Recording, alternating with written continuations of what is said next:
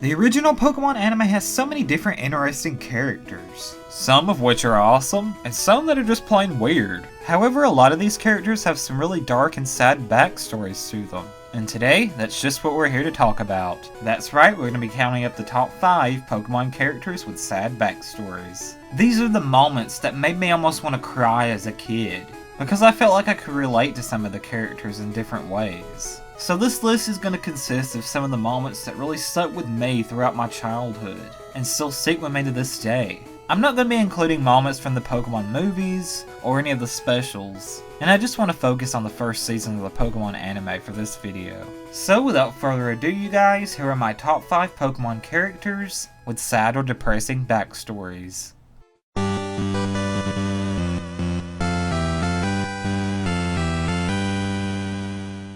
Ash, Misty, and Brock are lost, as usual, when they end up coming across a Charmander. Ash gets all excited and ready to catch it, but then Brock points out how small the flame on its tail is, and explains that it probably needs some help. So Ash throws a Pokeball at it and tries to catch it, but then Charmander just smacks the Pokeball right back at Ash's head. Pikachu then explains that Charmander is actually waiting for its trainer to come get it, so they decide that it's best to leave it there. They later come across a Pokemon Center that they stay at for the night, since there was a pretty bad storm on the way. Nearby, they hear some people laughing. They see a trainer named Damien and his group of friends. And then Damien starts bragging about how he abandoned Charmander.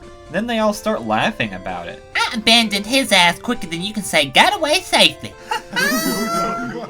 Brock tries to get Damien to go out and get Charmander because it's raining and Charmander could possibly die, but Damien gave no shits. So Ash, Misty, and Brock run back out into the storm to try and save Charmander's life. When they find it, a flock of Spearow are flying over it, waiting for that poor Charmander's flame to go out from the rain. And once its flame goes out, it dies. They quickly wrap up Charmander in their raincoats and take it back to Nurse Joy for help. The next day, Charmander escapes the Pokemon Center, leaving Ash and the gang to track it down again. Ash, Misty, Brock, Charmander, and Pikachu all get a surprise visit by, you guessed it, Damien. He shows up saying that he wants his Charmander back, after seeing how strong Charmander actually is. Ash gets mad saying that Damien had bragged about abandoning Charmander. But once again, Damien gave no shits.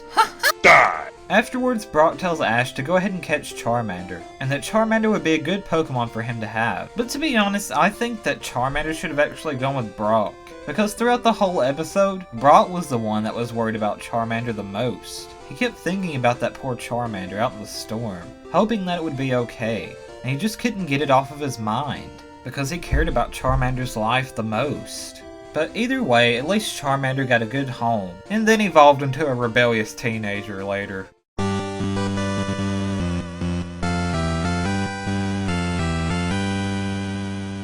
James may have been born into a rich family, but that didn't exactly mean that life was happy for him. Yes, James may have had money, but because of that, he was also very lonely. His parents would always try and make him do things he didn't want to do, be the kind of person he didn't want to be, and they just wouldn't let him be himself. They even tried to force him to marry this crazy hoe. And at that time, the only friend that James had in the world was his Growlithe.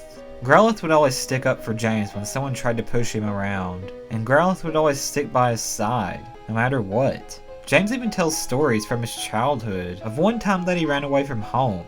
It was freezing cold outside, but then it turns out that James actually died at the end of that story, so James most likely just made this part up. But it was still pretty sad nonetheless. After all of this, James ends up running away from home for good, joining a bicycle gang, and then eventually joining Team Rocket. And in the end, James ended up with something that money just can't buy.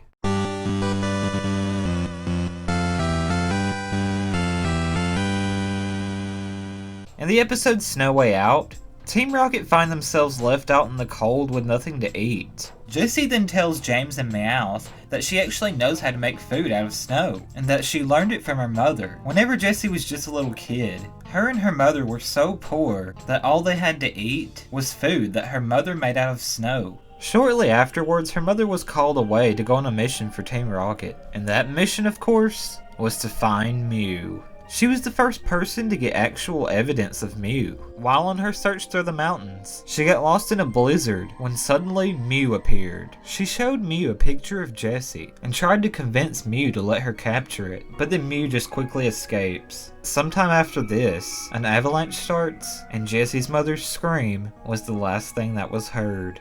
She's made a few reports to Giovanni in the years after this, but her current whereabouts are still unknown. But for Jessie, this means that she hasn't seen her mother since she was just a little kid. And thinking about making the snow food for James and Meow just brought back all those memories and made her miss her mother even more. Hopefully one day Jessie will be able to reunite with her mother and finally have her family back together again.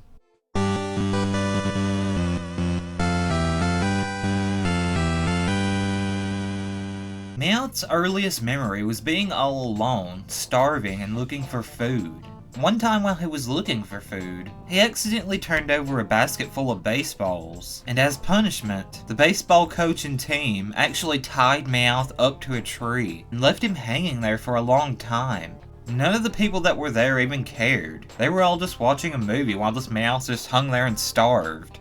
Meowth was able to see the movie, which showed a Meowth in Hollywood that was getting all kinds of delicious food from its family. Meowth then escapes from the rope and decides to go to Hollywood, believing what he saw in the movie and thinking that he would get lots of food there. However, when he actually got to Hollywood, a Meowth gang led by a Persian took him in. Meowth lived on the streets as a member of this gang for a long time, going around stealing food with them and causing all kinds of trouble in town.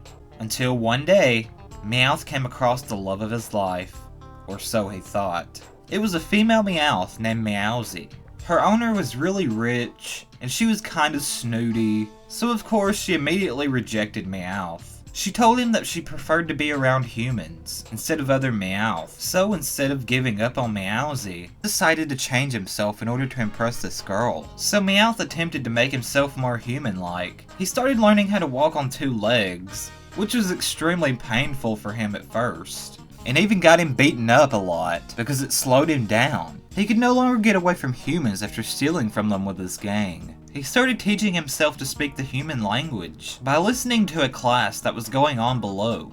He struggled for a while, but eventually he was able to speak the human language. After all this, he finally decides to approach Meowsy again. And when he approached her after his transformation, she once again rejected him, and she even called him a freak. So after all this work, and all the time that he put into becoming more human-like to impress her, he still wasn't able to get the girl that he loved. He would later join up with Team Rocket in order to become more rich and powerful.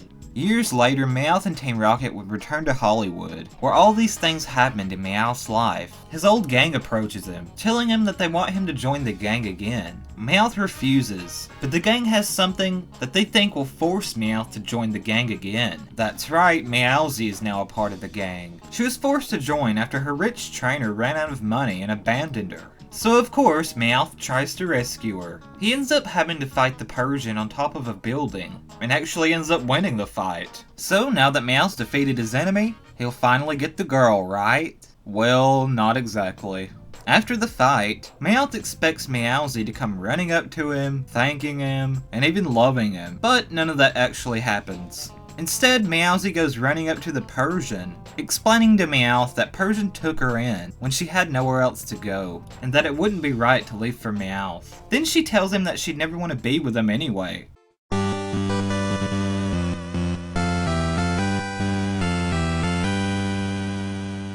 The Ghost of Maiden's Peak. Her story is a really sad one. She was in love with a brave and handsome guy, but he had to leave her and sail away to fight in the war. The maiden told him that she'll wait for him forever, to come back to her, and she did wait for a very long time, hoping to see his ship on the horizon. But her true love never returned to that place again.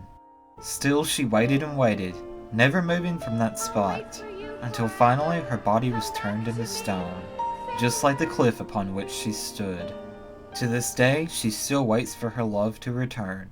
In the episode, it turned out that a Ghastly was working for the Ghost of Maiden's Peak in order to keep her legend alive.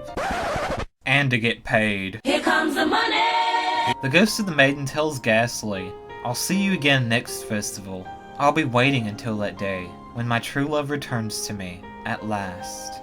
Ghastly explains that he is a ghost Pokemon, and that if he were to meet her love in the afterlife, he'd be sure to tell him that his maiden still waits for him. This episode always stuck with me simply because it's one of the saddest episodes in my opinion. You have the ghost of this girl that's been waiting for her love for over 2,000 years. So she's been alone for all this time, standing there waiting. I mean, she didn't get a happy ending like a lot of characters do in this show. She lived alone, she died alone, and now she's a ghost all alone. I could see a lot of people relating to this character in many different ways. Through loneliness, depression, losing loved ones to war. The ghost of Maiden's Peak is definitely one of the saddest Pokemon characters ever. So there you have it, guys. 5 Pokemon characters with sad backstories. I know that there are a lot more out there that I probably missed, but these are just my favorites. Let me know your favorite Pokemon backstories in the comments section below. Thank you to all my patrons for the continued support. Follow me on Twitter at @ABrandonThePast for more updates and funny Pokemon stuff. Thank you all for watching. This has been Brandon, and I'll see you guys in the next video.